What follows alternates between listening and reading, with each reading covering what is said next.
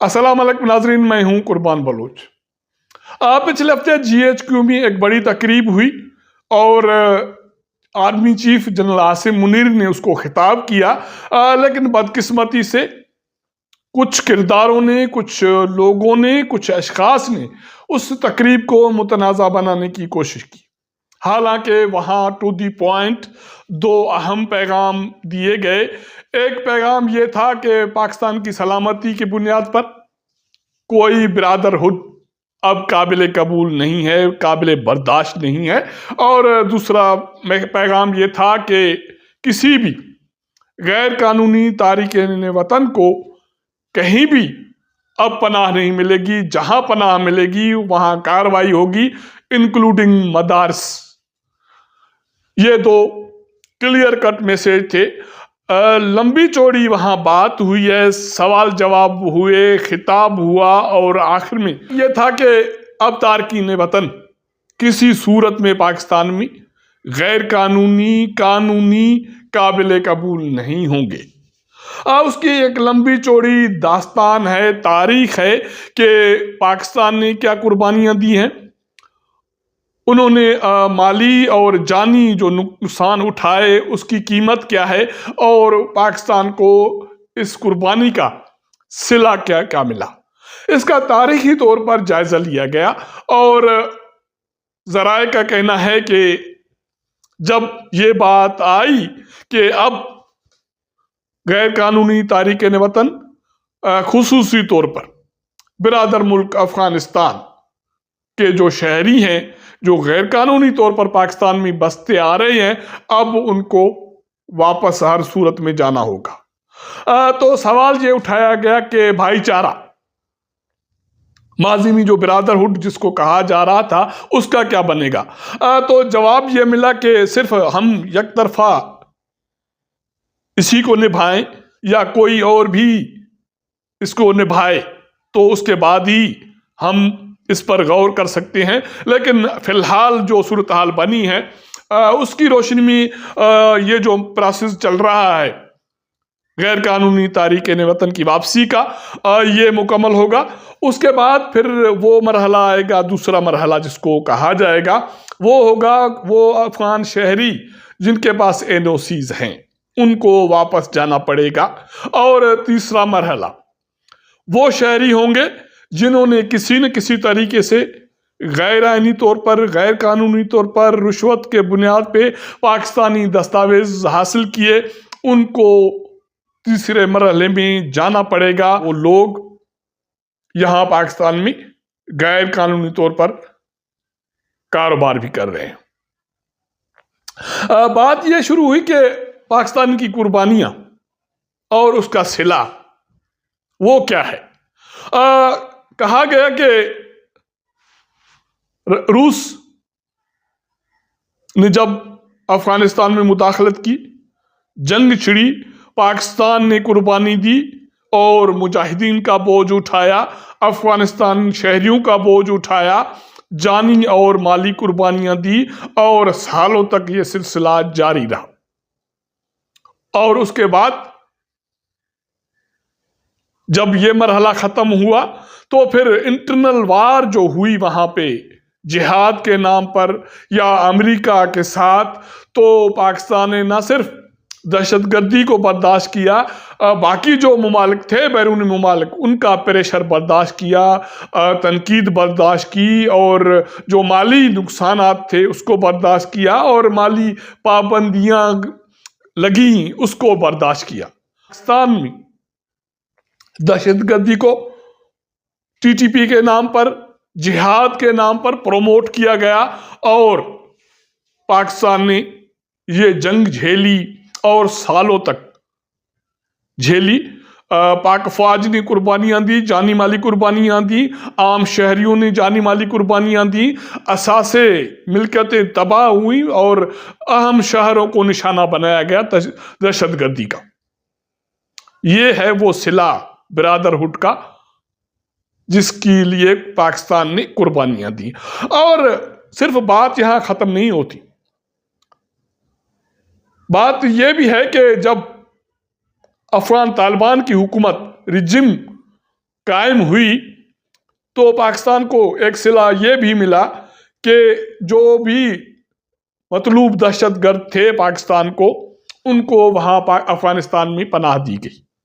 न सिर्फ पनाह दी गई, बॉर्डर पे सरहदी इलाकों में उनके कैंप्स कायम किए गए और तरबियती कैंप कायम हुए और वहां से दहशतगर्दी को प्रोमोट किया गया अगेंस्ट पाकिस्तान।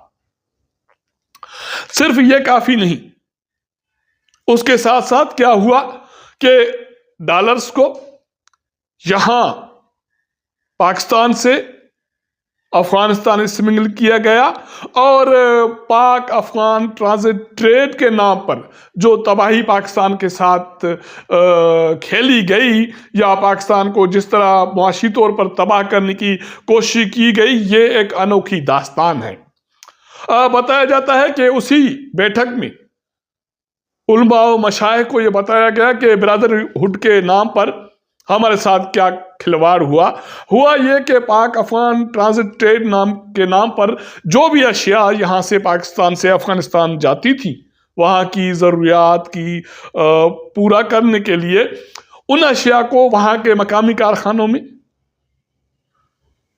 नए सिरे से लेबलिंग की जाती थी और वो अफगानिस्तान के नाम पर वो अशिया बैरून मुमालिक एक्सपोर्ट की जाती थी और ज़र मुबादला कमाया जाता था। और दूसरी बात यह भी होती थी कि वहां से वही अशिया पाकिस्तान में वापस भेज दिए जाते थे और यहां से सरमाया कमाया जाता था, और ये है पाकिस्तान की कुर्बानी का सिला। जरा कहते हैं कि इस बैठक में बताया गया कि मुआशी तौर पर इस ब्रदरहुड के नाम पर पाकिस्तान को 450 अरब डॉलर का नुकसान हुआ है रूस के जंग से लेके अभी तक, और यह सिलसिला अभी भी जारी है और अभी भी गुनाहगार पाकिस्तान है या उसकी सिक्योरिटी फोर्सेस हैं, इदारे हैं, हुकूमतें हैं और आवाम को निशाना बनाया जा रहा है और इस अमल को प्रोमोट किया जा रहा है कि पाकिस्तान गलत कर रहा है, उसके खिलाफ कार्रवाइयां हों। और यही सिलसिला है कि जब से ये फैसला रियासत पाकिस्तान की तरफ से किया गया कि हर सूरत में गैर कानूनी तारिकीन वतन इंक्लूडिंग अफगान उनको हर सूरत में वापस भेज दिया जाएगा, तो पाकिस्तान में दहशतगर्दी की जो कार्रवाइयां हैं वो तेज की गई। सिक्योरिटी फोर्सेस को निशाना बनाया गया और जो तनसीबात हैं उनको निशाना बनाया गया और जो मतलूब जो अशखास हैं दहशतगर्द उनको पनाह दी जा रही है और उनको तरबियत दी जा रही है पाकिस्तान के खिलाफ। तो अब पाकिस्तान की सलामती की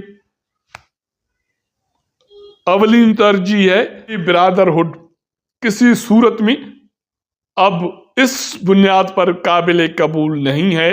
तो अहम और क्लियर वाज़ेह मैसेज ये है कि हर सूरत में गैर कानूनी, उसके बाद फिर एनओसी वाले, उसके बाद जो भी करप्शन के बुनियाद पर और गैर कानूनी तौर पर जो दस्तावेज रखने वाले अफगान शहरी हैं उनको वापस अफगान भेज दिया जाएगा। और अब हल क्या है? हल पाकिस्तान के पास सिर्फ यही है कि एकतरफा तौर पर जो कुर्बानी दी गई उसका जो सिला मिला, जो नुकसान उठाया, वो अपनी बर्दाश्त की जो एक लेवल थी वहां पहुंच गई। एक सवाल हुआ कि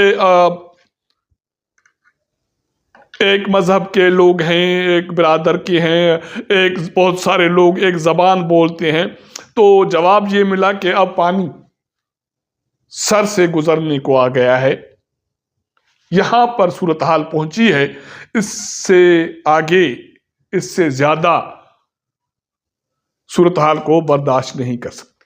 तो जब ये मैसेज वाज़ेह आ गया कि अब जो फैसला रियासत की तरफ से हो गया है इस पर हर सूरत में अमल किया जाएगा और किसी भी मदरसे में, किसी मस्जिद में, किसी हुजरे में किसी भी गैर कानूनी तारिकीन वतन को पनाह नहीं मिलेगी।